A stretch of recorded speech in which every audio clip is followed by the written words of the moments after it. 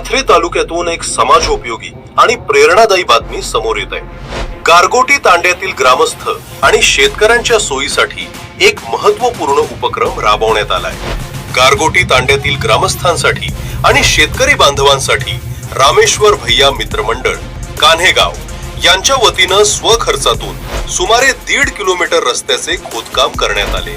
हा उपक्रम पाथरी विधानसभेचे आमदार राजेशदादा वेटेकर यांच्या वाढदिवसानिमित्त राबवण्यात आला। विशेष report max Parbhani live, Pathri प्रतिनिधी गणेश जत्ती।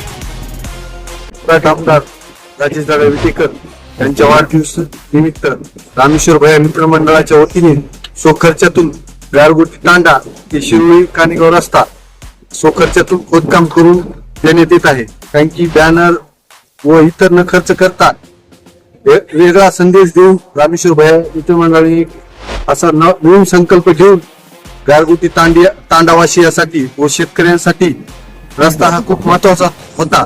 त्यामुळे येणाऱ्या काळात त्यांना भविष्यात या रस्त्याचा फायदा होईल।